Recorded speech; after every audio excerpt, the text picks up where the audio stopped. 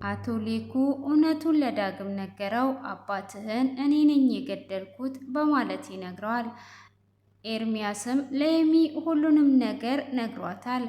ማመን ቢሳንሽም አባትሽ የዳግምን አባት ገሎ ጫካ ውስጥ የቀበረው አባትሽ ነው እመኝ ይላታል። እሷም አባቴን እንዴት ነፍሰ ገዳይ ታደርጋለህ እያለች ትገኛለች። ሰላም ሰላም! ውድ የተወደዳችሁና የተከበራችሁ የሙላት ዩቱብ ቻናል ተከታታዮች ሰላማችሁ ባላችሁበት ዓለም ዳርቻ በጥፍ ብዝት ይበልላችሁ እያልኩኝ የናኦሚን ድራማ ይዤላችሁ ቀርቤያለሁ። እስከ መጨረሻ እንድትከታተሉኝ ስል በአክብሮት ጋበዝኳችሁ። ስለምትከታተሉም ከልብ እያመሰገንኩኝ በባለፈው ክፍል ትንሽ ላስታውሳችሁ። አቶ ሌኩ ሀምላንን ይዞ አግቷት ነበረ። እሱንም እንደዚህ በቁምሽ ነው የምቀብርሽ፣ መረጃሽን ሁሉ ወስጀዋለሁ፣ አክስትሽ ጋር የነበረውንም ቪዲዮ ሁሉንም አጥፍቻለሁ በማለትም ይሄው ሂዱ ቅበሯ ሲሉ እሷም ትማጸናቸውና እንዲለቋት ታደርጋለች። አቶ ሌኩም አስጠንቅቆ ሁሉንም መረጃ ካጠፋ በኋላ ለቋት ነበረ። እሷም ከኤርሚያስ ጋር ትገናኛለች። ኤርሚያስም ምን ሆንሽ ነው? ምን ውስጥ ገብተሽ ነው ብሎ ቢላትም ያለውን ነገር ለኤርሚያስ ነግሯው ነበር።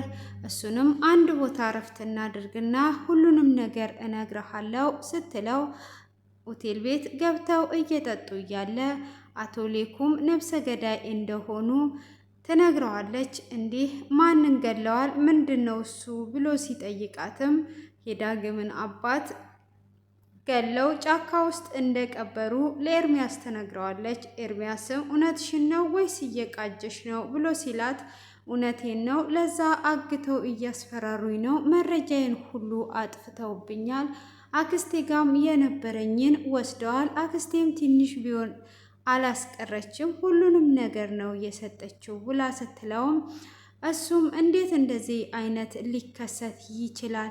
በፍጹም እንደዚህ መሆን የለበትም ነበር። ከአንተ ጋር አለመማከሬ ነው እዚህ ነገር ውስጥ እየገባሁት። አሁንም ቢሆን ህይወቴን አመሰቃቅለውት ሳላመሰቃቅላቸው አልተውም ብላ ስትለው ካዲያ ለምንድን ነው ለዳግም ደውለሽ የማትነግሪው? ወይም ደግሞ ለዳግም እነግራለሁ ብለሽ አስፈራርተሽ ለምን ገንዘብ አትወስጂም ብሎ ይላታል። እሱም እንደዛ በሚላ ሰዓት አሁንም ማድረግ አይቀርም፣ ለምን ለፖሊስስ አትነግሪም ብሎ ሲላት ለፖሊስ መረጃ ያስፈልገኛል፣ ለዛ ለዳግም እነግረዋለሁ በማለትም ትለዋለች። እሱም መታጠቢያ ቤት ደርሼ ስመጣ ሁሉንም ነገር እናወራለን ብሎ ይላታል። እሷም እሺ ብላ ካለች በኋላ ሽንት ቤት ገብቶ ለዳግም ይደውልለታል። የአባትን ገዳይ እኔ አውቃለሁ በማለት ሲለው አቶ ሌኩና ዝናሽ ቁጭ ብለው ነበር። እጅግ ደንግጠው ነበር ክፍሉ የተጠናቀቀው። እሱም ስለደወለለት ዳግምም ኤሚን ያ ጭራቅ ፍቅረኛሽ ደውሎልኝ ነበር ብሎ ይላታል። ኤርሚያስ ነው እንዴ?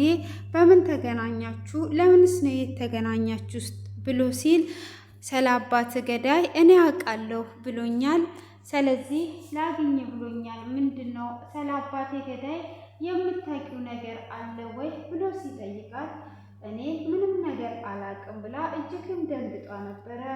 እኔ የማውቀው ነገር የለም፣ ግን አንድ ነገር ፍቀድልኝ ኤርሚያስ፣ አንተ ከማግኘት በፊት እኔ ላግኘው።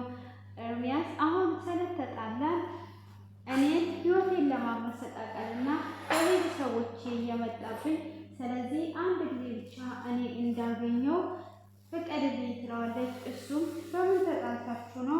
ምን ሆናችሁ ነው ብሎ ሲላት ህይወቴን አመሰቃቅሎብኛል፣ አሁን የእሱን ስም አትጥራብኝ፣ ይሄ ሴጣን ነው ብሎ ሲል ህይወትሽን አመሰቃቅሎ እኔ የምተወው ይመስልሻል ወይ?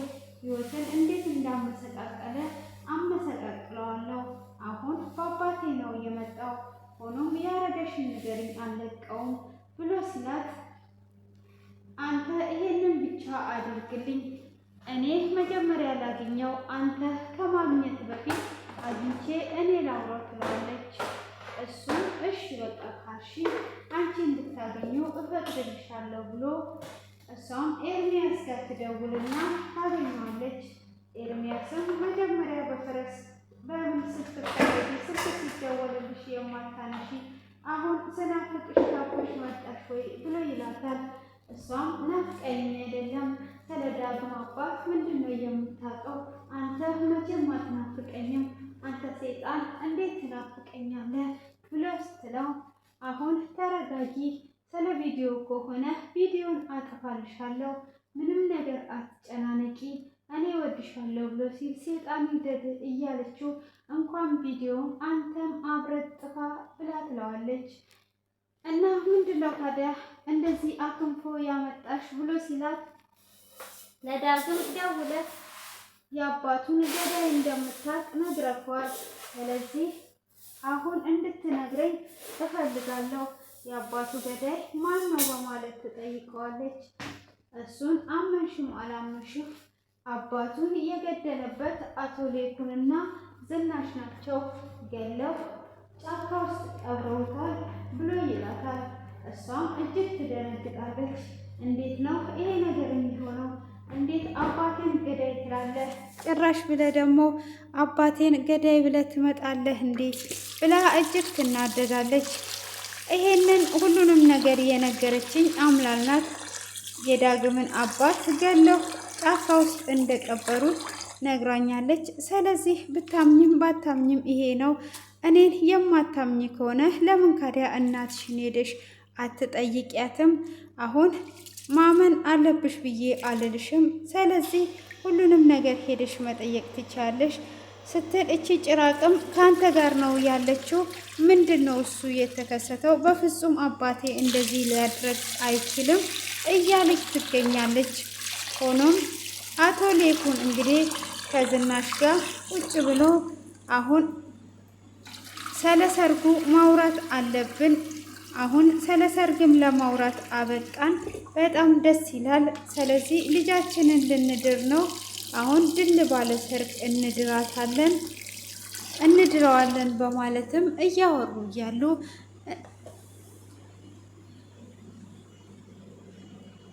እሱም ጥሩ ሀሳብ ነው፣ ሆቴል ተከራይተን ሆቴል እንደግስለታለን፣ በቆንጆ ሰርግም እንዲያገባ እናደርጋለን። ግን እናቱ ተሰማ ትንሽ ብር ሳያስፈልጋቸው አይቀርም። ታውቂያለሽ፣ እጃቸው አጠር ያለ ነው፣ ትንሽ ብር እንስጣቸው በማለትም ይጠይቃታል። እሷም እኔ ደስተኛ ነኝ፣ በጣም አሪፍ ነው፣ እውነትህን ነው፣ መስጠት አለብን ብላ ስትለውም እሺ በቃ የተወሰነ ብር ወደ አካውንቱ አስገባለታለሁ በማለትም ካሰበ በኋላ ስለ ዳግም ማሰብ ይጀምራል። እሷም ይሄንን ነገር እርሳው፣ ይሄንን መርሳት ነው ያለብህ ብላ ትለዋለች። እንግዲህ እሷም ገነት ጋር ትሄድና እናት ከሄደችም በኋላ ይሄ ለአንዳንድ ነገር ይሆንሻል ብላ ብር ትሰጣታለች። አይ ወይዘሮ ዝናሽ እኔ ይህንን ብር መውሰድ አልችልም፣ ዝንዬ ዝኑካ እያለቻት አይ ግዴታ መውሰድ አለብሽ፣ አንዳንድ ነገር ያስፈልግሻል ብላ ስትል አረ አያትየዋም እኮ ጌሾውንና የተለያየ ነገር እኔ እችላለሁ ብላለች።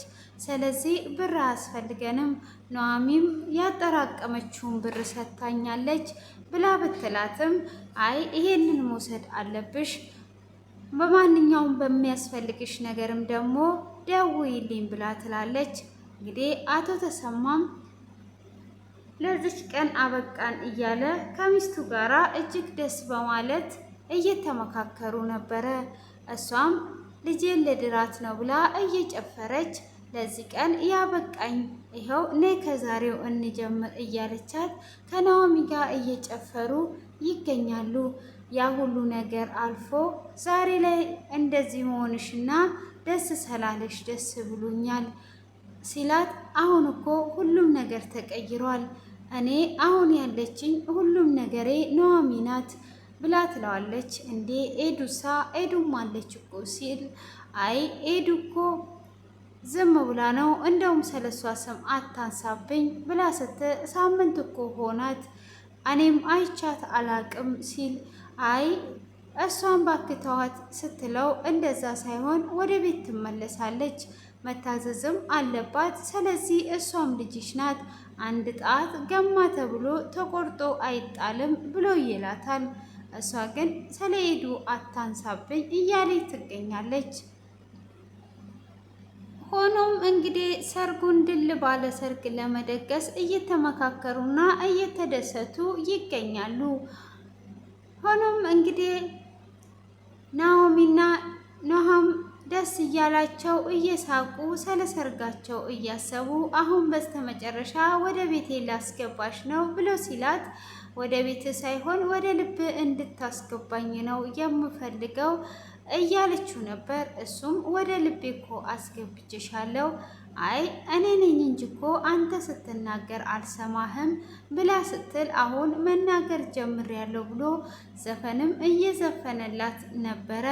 ሆኖም የሰርጌ ዕለትም የምዘፍነው ይህንን ዘፈን ነው እያላት ደስ የሚል ቆይታ እየቆዩ እያለ ዳግም ግን ከላይ እያያት እጅግ እየተናደደ ነበር። ለአንዱ ሰርግ ነው ለአንዱ ሞት ነው እያለ ልቡ ቢሰበርም ከላይ እያያቸው እየተናደደ ነበር። እነሱ በሳቅ ፈንትሽትሽ ፍንትሽትሽ እያሉ ይገኛሉ። ግን ሁለቱ ወንድማማቾች እንዴት አንድን ሴት ሊያፈቅሩ ቻሉ? የኔ ጥያቄ ነው። እንዴ ሹሃደ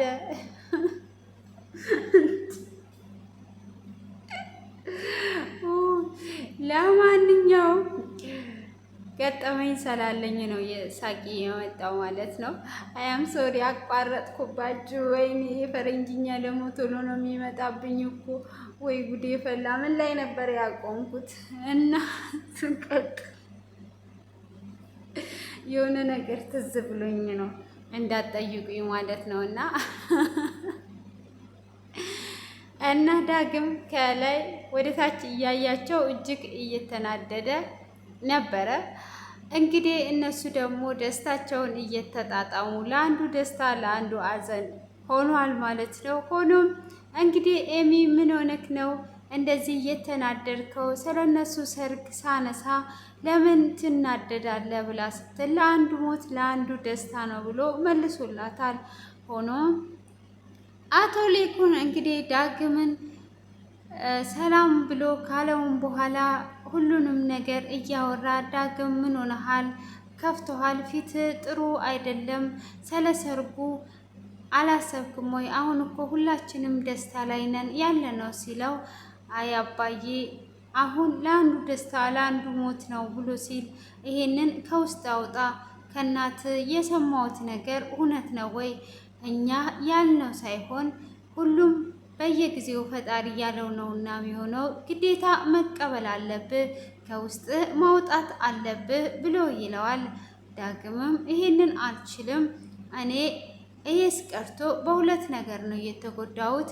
አባቴ የት እንደገባ ላቅ አልችልም። አባቴን እወደዋለሁ፣ አባቴ ደግሞ ከኔ በበለጠ ይወደኛል። ይሄን ያህል ጨክኖ ሊጠፋ አይችልም። ቢያንስ እንኳን ስልክ ሊደውልልኝ ይችል ነበረ። ስለዚህ የት እንደገባ ላቅ አልቻልኩም። አባቴን እንዴት ነው የማገኘው ብሎ ለአቶ ሌኩ ሲጠይቀው አቶ ሌኩም ቂው ሲልበት ነበረ። ምን ይሻለኛል እያለ በሀሳብም ስምንት እስከ ማለት ድረስ ገብቶ ነበር። ስለዚህ አባቴን እስካገኘ ድረስ በፍጹም አልተውም። አባቴ የት ነው ያለው ሲል እሱን ተውና አሁን ስለ ሰርጉ እናስብ ብሎ ሲለው እኔ በሁለት ነገር እየተጎዳው ነኝ ሲል አቶ ሌኩም በሀሳብ ይሄዳል። አቶ ሌኩንም አባትህን የገደልኩት እኔ ነኝ፣ አባትህን የገደልኩት እኔ ስለሆንኩ እኔ ያጎደልኩብህ ነገር የለም። አሁን ዝም ብለህ ሌላ ነገር ውስጥ አትግባ እያለውም በመጀመሪያ ላይም አቶ ሌኩን ለአንተ ድርሻዬን ልሰጥ ጥሩ ቦታ ላስቀምጥ እፈልጋለሁ። ስለዚህ እሱን ታደርጋለህ ሲል እኔ መቀመጫ ሳይሆን ያማረኝ አባቴ የት እንደገባ ማወቅ እንጂ የመቀመጫ አይደለም ያማረኝ ብሎ ሲለውም አሁን አቶ ሌኩም ሊነግረው ይፈልጋል።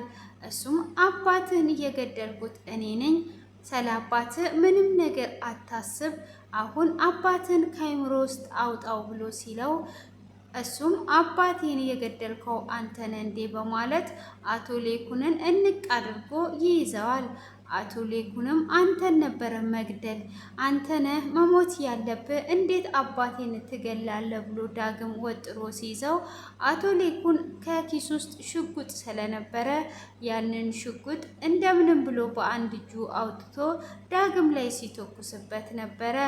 ዳግም በሚተኩስበት ሰዓት ዳግም እሱ ሲለቀው አንዱን ጥይት ሆዱ ላይ የተኮሰውን ደሙን አይቶ አቶ ሌኩንን እያየው እያለ አቶ ሌኩ በድጋሚው በሁለተኛ ሽጉጥ ሊገለው ሙከራ እንዳደረገ ነበረ ብንን ያለው።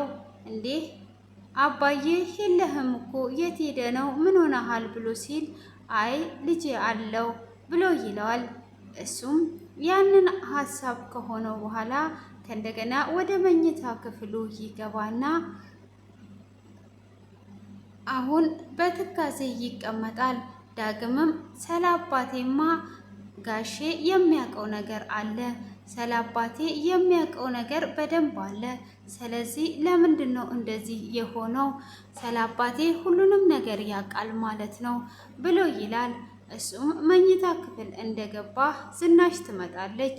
ዝናሽም እንደመጣች ምን ሆነሃል አቶ ሌኩ ብላ ስትለው እኔ እኮ ዛሬ ለዳግም የአባቱ ገዳይ እንደሆንኩኝ ልነግረው ነበረ፣ ራሴን ለትንሽ ነው የተቆጣጠርኩት ብሎ ይላል። እንዴ በስተመጨረሻ አንተ ምንድን ነው የምታደርገው? እርሳ ብላ ስትለውም ከህሊናዬ ልረሳ አልችልም፣ ልጁ የአባቱን ገዳይ እየፈለገ እንደዚህ ተጎድቶ እያለ እንዴት ዝም እላለሁ በማለትም ሲል አይ አሁን ምንም ነገር አታድርግ፣ አሁን ማድረግ ያለብን ማሰብም ያለብን ስለ ሰርጉ ብቻ ነው። ስለዚህ ስለ ሰርጉ ብቻ አስብ በማለትም ይናገረዋል። እሱም እንደዛ ባለው ሰዓት ሆኖም ስለ ሰርጉ ነው እንጂ ስለሱ አባት ገዳይ ማሰብ የለብንም በማለትም ታሳምነዋለች። እሷም ባሳመነችው ሰዓት እሺ በቃ አንቺ ካልሽኝ ምንም ነገር አደርጋለሁ፣ ሆኖም የአባቱን ገዳይ ሆኖም ማግኘቱ አይቀርም ብሎ ይላታል። እሷም እንዳያስብና እንዳይጨናነቅ ካደረገችውም በኋላ ወደ ኩሽና ትሄዳለች። ኤሚም ኤርሚያስ ሁሉንም ነገር ስለነገራት እንዴት እውነት አባቴ ነፍሰ ገዳይ ነው ወይ? አባቴ ነፍሰ ገዳይማ መሆን የለበትም በማለት ወደ ቤት ትመጣለች። እሷም ወደ ቤት ከመጣች በኋላ እናትየዋን ምን ልትጠይቅኝ ነው ብላ ስትላት የምጠይቅሽ ነገር አለ፣ ስለ ዳግም አባት የምታውቂው ነገር አለ ወይ ብላ ስትላት ምንድነው የሰማሽው? ምንድነው የምትጠይቅኝ በማለትም ስትል ስለ አባቴ ስለ ዳግም አባት የሰማሁት ነገር አለ ስትል ምንድነው እየሰማሹ በማለትም ስትደነግጥ የዳግምን አባት የገደለው አባቴ ነው ወይ ብላ ስትጠይቃት ክፍሉ በዚህ ተጠናቋል። ውድ የተከበራችሁና የተወደዳችሁ ቤተሰቦቼ የዛሬው ይህንን ይመስላል። በቀጣይ ክፍል እስክንገናኝ ድረስ አስተያየታችሁን ኮሜንት ላይ እንድታስቀምጡ። እውነት አቶ ሌኩ ለዳግም ቢነግረው ምን ይከሰታል? ዳግም እንደዚሁ በቀላሉ ይተዋል ወይስ አቶ ሌኩን ባለመው ህልም ዳግምንም ሊገለው ይችላል? አሁን እንግዲህ በሀሳቡ ዳግምን ሊገለው ሽጉጥ ተኩሶበት ነበረ። ስለዚህ ዳግምን ድጋሚ ይገለዋል ወይስ እጁን ለመንግስት ይሰጣል? ምን ትላላችሁ እናንተ? ከዚህ ላይ ምን እንደተማራችሁ? ሁለቱ ወንድማማቾችስ አንዷን ሴት እውነት በትክክል ያፈቀራትስ ማን ነው? መጀመሪያ ኑሃሚ ስትቷት አልነበረ ወይ? ስለዚህ እናንተ እንግዲህ አስተያየታችሁን ኮሜንት ላይ እንደምታስቀምጡ ተስፋ አደርጋለሁ።